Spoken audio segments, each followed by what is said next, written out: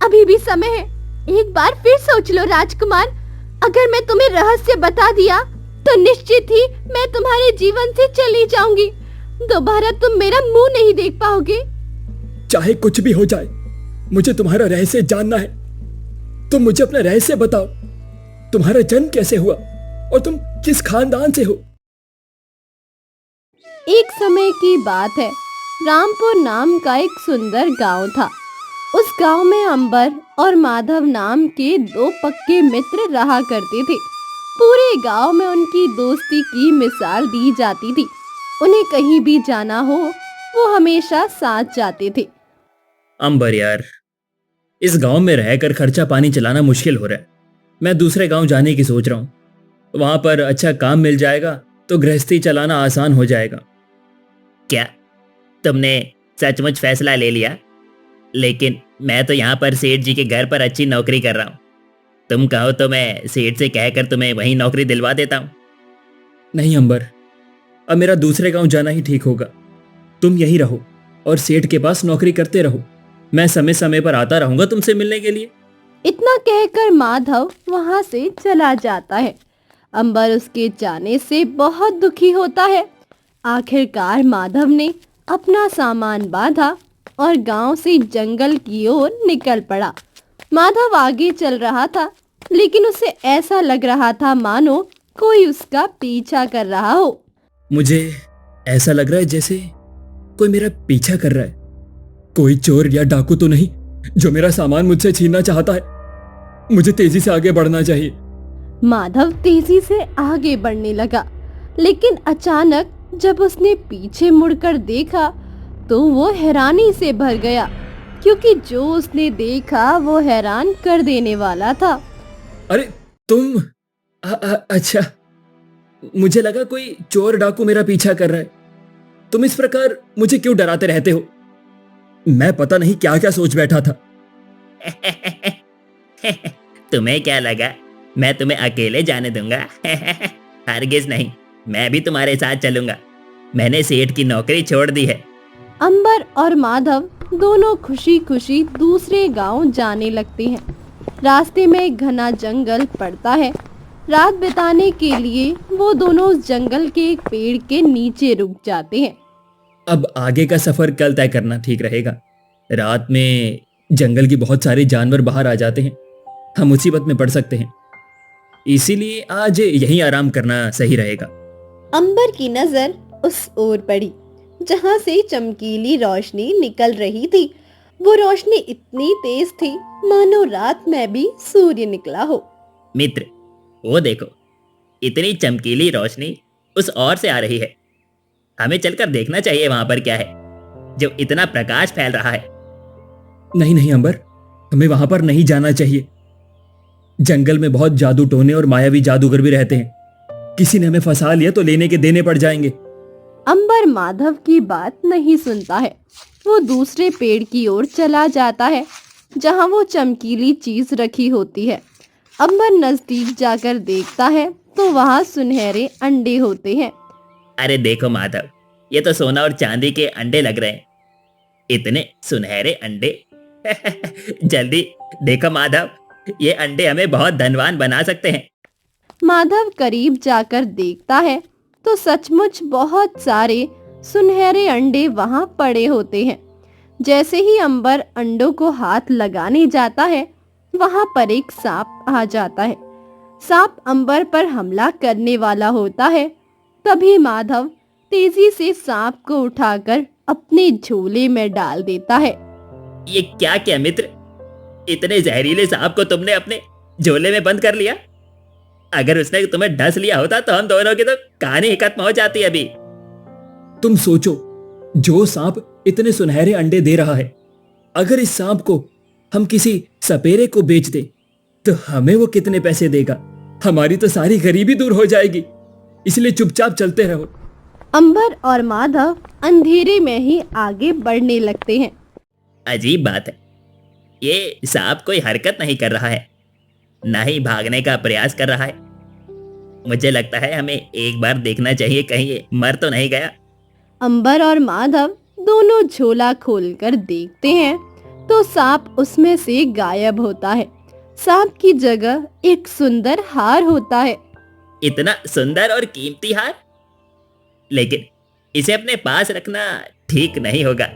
ये कोई जादुई हो सकता है। एक काम करते हैं, इसे राजा को दे देते हैं। बदले में वो हमें कुछ ना कुछ धन तो अवश्य दे ही देंगे। दोनों हार को लेकर तेजी से जंगल से बाहर निकलते हैं और राजा के दरबार में पहुंचते हैं। महाराज, हम दोनों कारीगर हैं और गहने बनाते हैं। ये सुंदर हार हम आपको उपहार में देना चाहते हैं।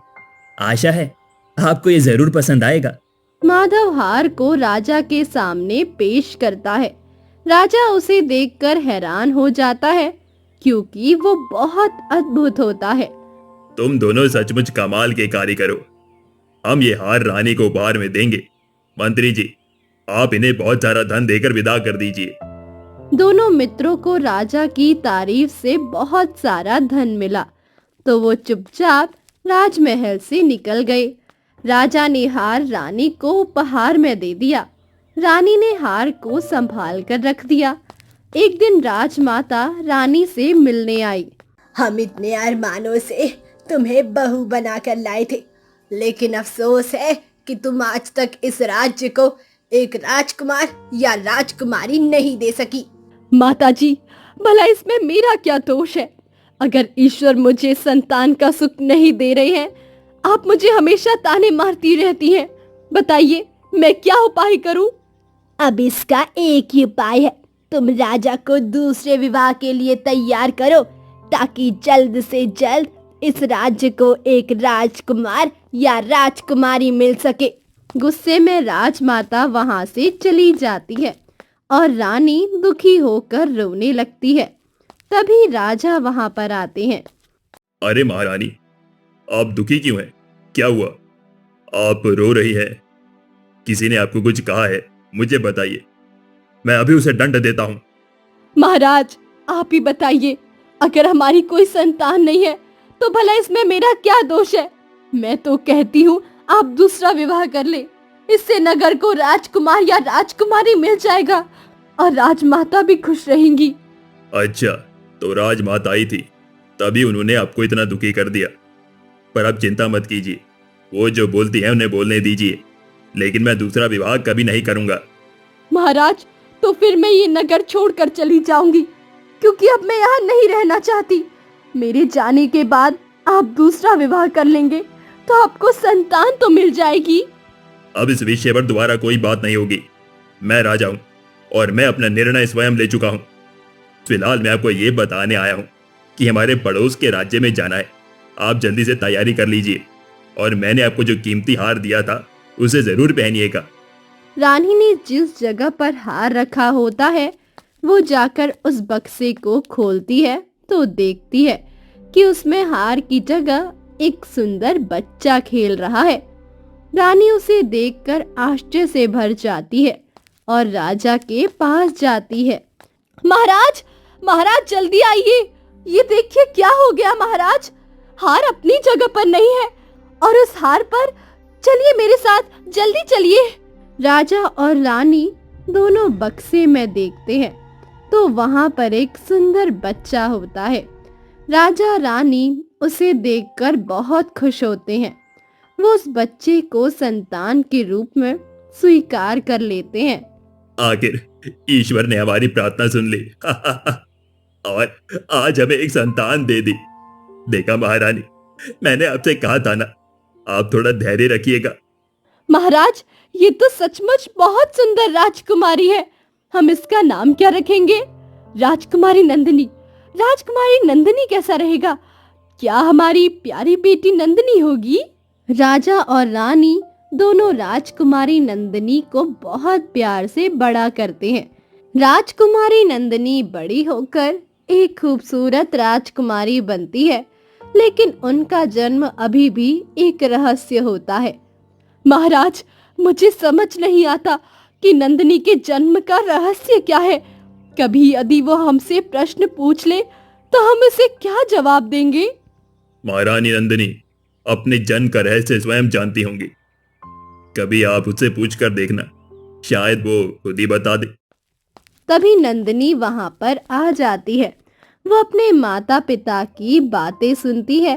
माँ, पिताजी, मैं जानती हूँ आप लोग मेरे लिए परेशान हैं, लेकिन मुझे मेरे जन्म का रहस्य मालूम चल चुका है, पर मैं इसे किसी को नहीं बता सकती। बेटा, हमें इससे कोई फर्क नहीं पड़ता कि तुम किस खानदान से हो और तुम हमें कैसे मिल गए। हम तो बस इतना जानते हैं कि तुम हमारी बेटी हो।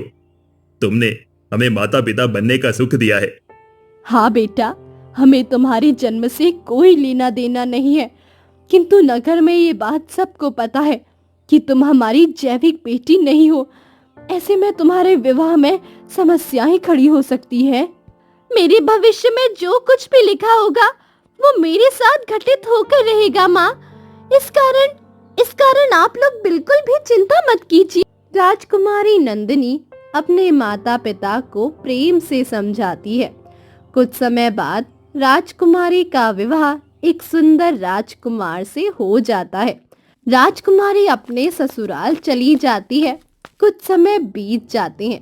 राजकुमार, मुझे अपने माँ पिता की याद आ रही है। अगर आप कहें तो मैं कुछ दिन के लिए हो आऊं। रानी, आपके माता पिता का संदेश आया है। उन्होंने आपके लिए आपकी प्रिय दासी को भेजा है। वही दासी जिन्होंने आपका पालन पोषण किया था। हाँ, वो कुछ दिनों के लिए यही रहेंगी ताकि आपको कोई तकलीफ ना हो। दासी के आने की खबर सुनकर राजकुमारी बहुत खुश होती है। वो उससे बहुत प्यार से मिलती है। कैसी हो रानी? तुम्हें यहाँ पर कोई तकलीफ तो नहीं? राजा रानी की आज्ञा लेकर मैं तुमसे मिलने चली आई। ये बताओ, किसी को यहाँ तुम्हारे घर के रहस्य के बारे में पता तो नहीं ना? नहीं नहीं, मैंने ये बात किसी को नहीं बताई, क्योंकि मैं जानती हूँ जिस दुनिया की बात किसी को पता चल जाए उस दिन बहुत बुरा होगा। राजकुमार दोनों की बातें सुन लेता है। राजकुमार के मन में राजकुमारी को लेकर संदेह हो जाता है। वो राजकुमारी से प्रश्न पूछने लगता है। महारानी, मैं तुम्हारी और दासी की बातें सुन चुका हूँ। तुमने मुझे अपने जन्म का रहस्य क्यों छुपाया? तुम राजा और रानी की बेटी नहीं हो। ये बात तुमने मुझे क्यों नहीं बताई? आज तुम्हें मुझे बताना ही होगा कि तुम किस कुल की हो। राजकुमार, मुझे प्रश्न मत पूछो, क्योंकि मैं इस प्रश्न का उत्तर किसी को नहीं दे सकती। मेरे जन्म के रहस्य को रहस्य ही रहने दो, इसी में सबकी भलाई है। नंदिनी बार बार राजकुमार को जन्म का रहस्य बताने से मना करती है, लेकिन वो नहीं मानता है।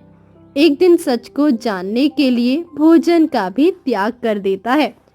अगर तुम्हारी जिद है राजकुमारी, तो मेरी भी जिद है। जब तक तुम मुझे अपने कुल और खानदान के बारे में नहीं बता देती, मैं तब तक भोजन नहीं करूंगा। मैं आपके आगे हार गई राजकुमार। ठीक है, मैं आपको बताती हूँ कि मेरा खानदान क्या है और मेरे जन्म का रहस्य क्या है। इसके लिए आपको मेरे साथ नदी के किनारे चलना होगा।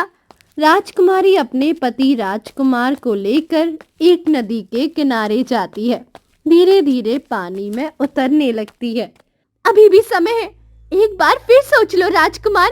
अगर मैं तुम्हें रहस्य बता दिया तो निश्चित ही मैं तुम्हारे जीवन से चली जाऊंगी। दोबारा तुम मेरा मुंह नहीं देख पाओगे। चाहे कुछ भी हो जाए, मुझे तुम्हारा रहस्य जानना है। तुम मुझे अपना रहस्य बताओ। तुम्हारा जन्म कैसे हुआ और तुम किस खानदान से हो? राजकुमारी गहरे पानी में चली जाती है। उसने एक नागिन का रूप ले लिया, जिसका आधा शरीर मनुष्य का था तो आधा शरीर सांप का। यही है मेरा रहस्य और यही है मेरा कुल। मैं सांप के परिवार से हूँ।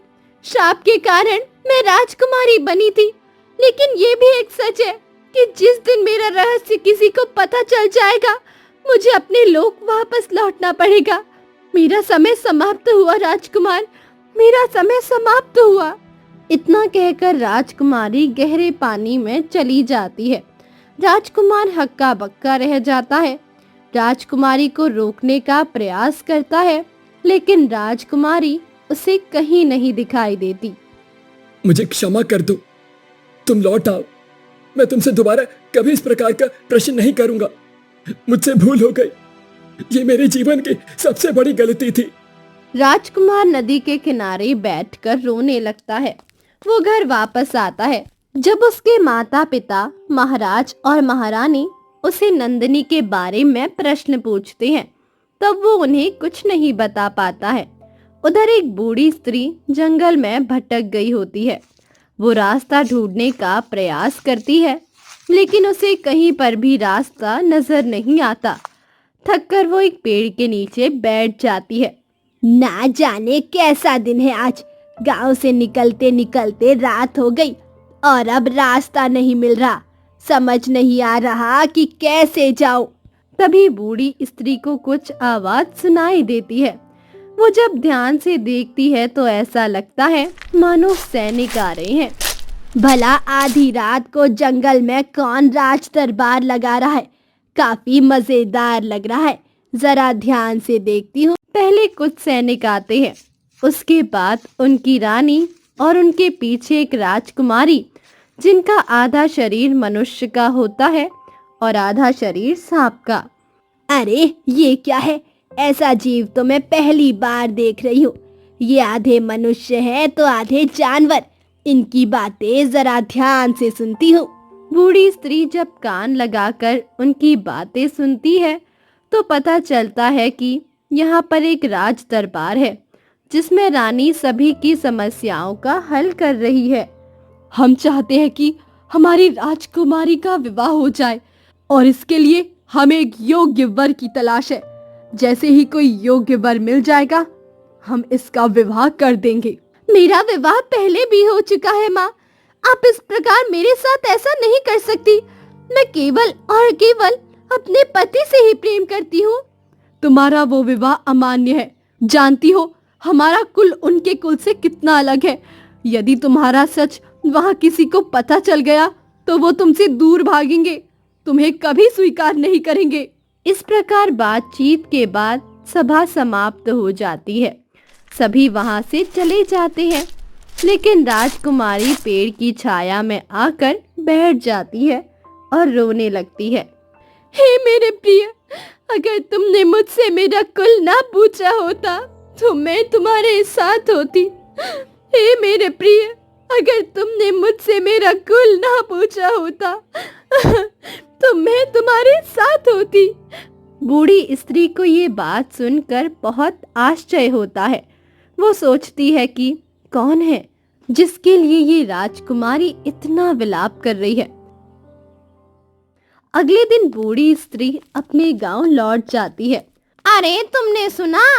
पत्नी के वियोग में राजकुमार इतने बीमार हो गए कि मानो अब वो कुछ दिन के ही मेहमान हैं। सुना है कि राजकुमार ने अपनी पत्नी से उनके खानदान के बारे में पूछ लिया था और इस कारण वो उन्हें छोड़कर चली गई थी।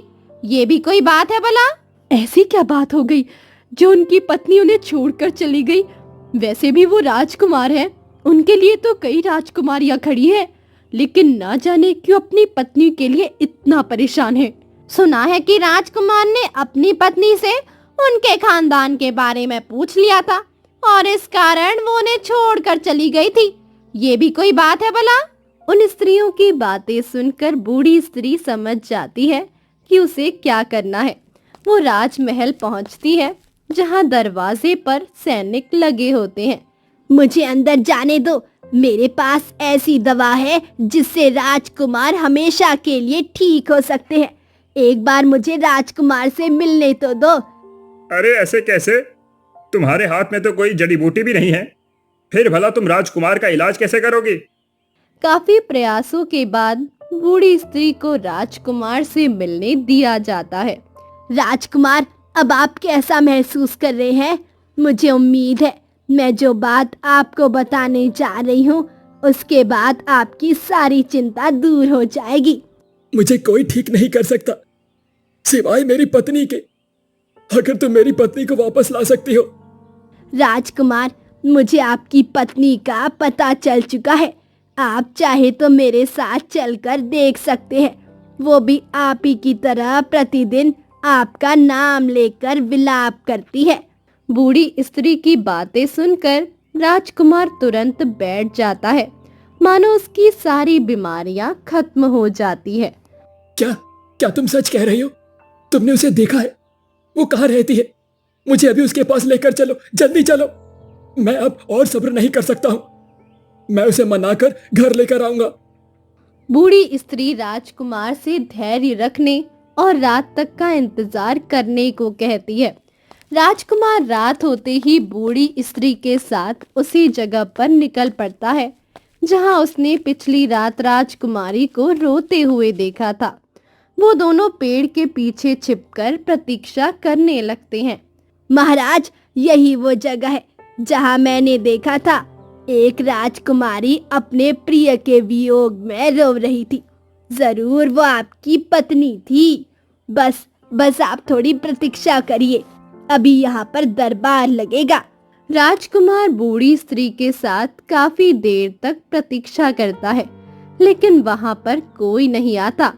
राजकुमार को लगता है कि बूढ़ी स्त्री ने उसे मूर्ख बनाया है। दुष्ट, तुमने मुझे मूर्ख बनाया है। मेरे कष्ट को तुमने अपने मनोरंजन के लिए प्रयोग किया है। मैं तुम्हें नहीं छोड़ूंगा। राजकुमार बूढ़ी स्त्री को जेल में बंद करवा देते हैं। बूढ़ी स्त्री काफी ज्यादा परेशान हो जाती है। वो समझ ही नहीं पाती है कि आखिर उस दिन दरबार क्यों नहीं लगा। मुझसे कोई गलती नहीं हो सकती।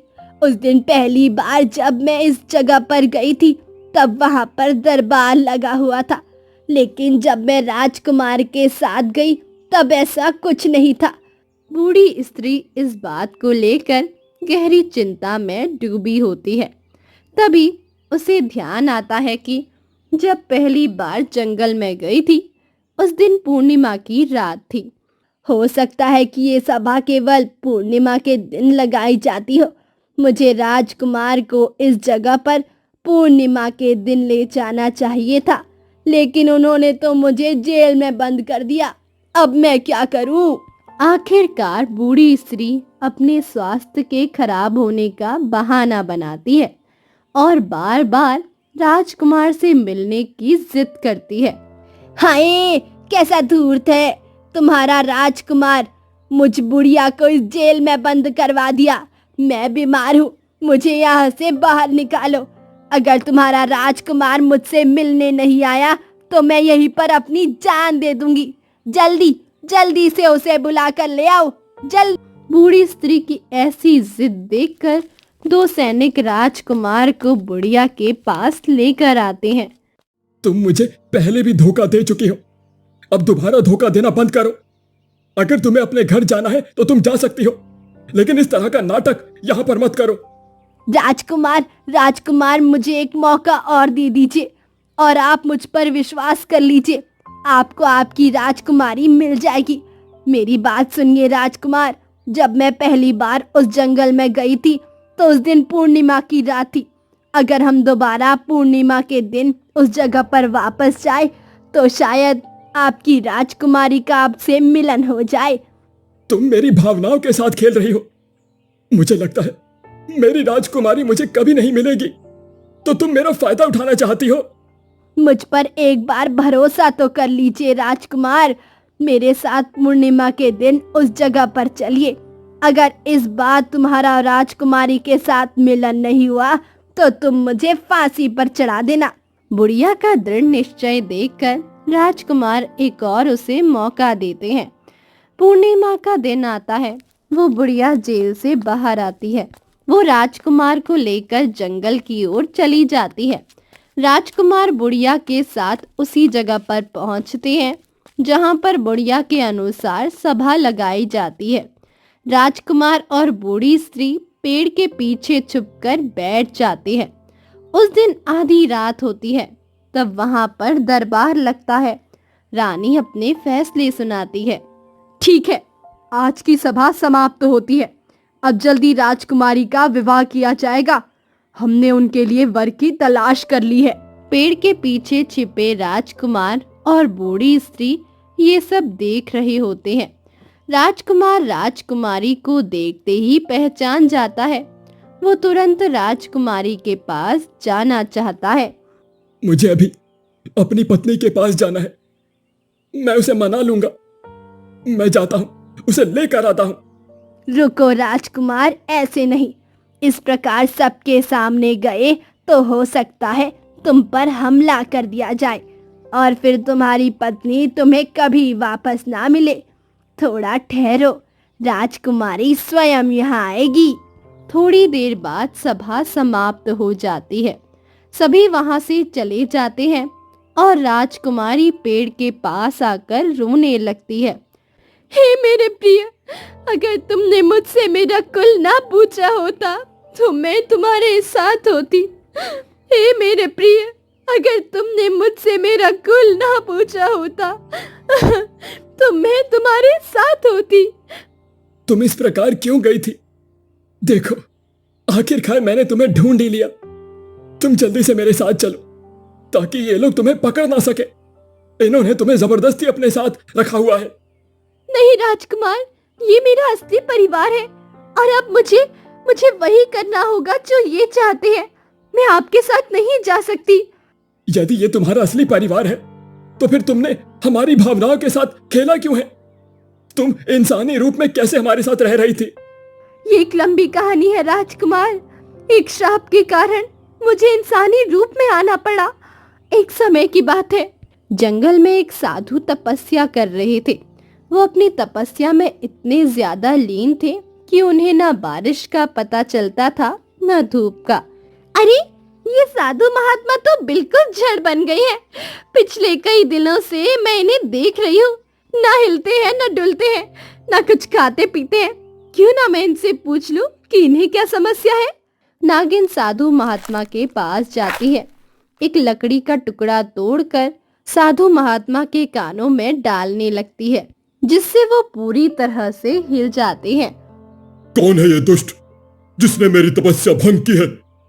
मैं वर्षों से तपस्या में लीन था और तुमने मेरी तपस्या भंग करती। दुष्ट! क्षमा साधु महाराज, क्षमा कर दीजिए। मेरे अंदर जिज्ञासा थी। मैं बस जानना चाहती थी कि आप यहाँ पर इस प्रकार क्यों बैठे हैं। मुझे क्षमा कर दीजिए। तुम्हारे कारण मेरी कई वर्षों की तपस्या भंग हो चुकी है। एक साधारण मनुष्य मात्र रह गया हूं। सिर्फ और सिर्फ तुम्हारे कारण मैं तुम्हें श्राप देता हूं। तुम्हें अपना अस्तित्व छोड़कर एक साधारण स्त्री के रूप में कई वर्ष बिताने होंगे और जब तुमसे कोई तुम्हारी सच्चाई जान लेगा तब तुम्हें वियोग सहना होगा। वैसा ही वियोग जो आज मैं सह रहा हूं, अपने लक्ष्य को ना पाकर। नागिन साधु महात्मा के पैर पकड़ लेती है, उनसे बार बार क्षमा मांगने लगती है, लेकिन साधु उसे क्षमा नहीं करते और वहां से चले जाते हैं। राजकुमार, इसी कारण मैं आज वियोग सह रही हूँ। अब यहाँ से चले जाइए आप। मैं आपके साथ वापस नहीं आ सकती। राजकुमार राजकुमारी को समझने का बहुत प्रयास करते हैं, लेकिन वो उसके साथ चलने को तैयार नहीं होती है। निराश होकर वो बूढ़ी स्त्री के साथ महल की ओर लौटने लगता है। राजकुमार, मैं जानती हूँ राजकुमारी की नहीं आने से आप बहुत दुखी है, लेकिन अभी भी राजकुमारी को वापस लाने का एक रास्ता है। हमें उस साधु को ढूंढना चाहिए जिसने राजकुमारी को श्राप दिया था। बूढ़ी स्त्री और राजकुमार दोनों साधु को ढूंढने लगते हैं। वो जंगल में काफी मेहनत करते हैं, तब जाकर उन्हें एक साधु दिखाई देता है। साधु तपस्या में लीन होता है। लगता है यही वो साधु है जिसने राजकुमारी को श्राप दिया था। हमें इनसे जाकर बात करनी चाहिए। अगर ये राजकुमारी को अपना आशीर्वाद दे दे तो वो फिर से मनुष्य शरीर पा सकती है। नहीं, अगर हम ऐसे साधु महात्मा के पास गए, कहीं वो हमें दोबारा श्राप ना दे दे। अगर राजकुमारी यहाँ पर स्वयं आकर साधु महात्मा के क्षमा मांगे तब कुछ हो सकता है। अगले दिन राजकुमार नागिन के पास पहुंचता है और उसे बताता है कि उसने उस साधु को ढूंढ लिया है जिसने राजकुमारी को श्राप दिया था। देखो, तुम्हारे पास एक और मौका है। तुम उस साधु से क्षमा मांगो जिसने तुम्हें यह श्राप दिया था, तभी तुम दोबारा महल वापस आ सकती हो। राजकुमार नागिन को लेकर साधु के पास जाता है। साधु महात्मा, मैं वही हूँ जिसे आपने श्राप दिया था। मैं अपने पाप का दंड भुगत चुकी हूँ साधु महात्मा, लेकिन अब मैं और वियोग नहीं सह सकती। तुमने मेरी तपस्या भंग करके मेरे साथ बहुत बुरा किया। मैं तुम्हें कभी इस बात के लिए क्षमा नहीं कर सकता, इसीलिए तुम यहां से चले जाओ। साधु महात्मा, मैं आपसे प्रार्थना करता हूं, ये मेरी पत्नी है, अगर आप हमें क्षमा कर देंगे तो हमारा जीवन धन्य हो जाएगा। राजकुमार के कहने पर साधु महात्मा नागिन को क्षमा कर देते हैं और उसे फिर से साधारण राजकुमारी बना देते हैं। आपका बहुत बहुत धन्यवाद साधु महाराज, आपने मुझे मुक्त कर दिया और अब मैं अपने पति के साथ खुशी से जा सकती हूँ।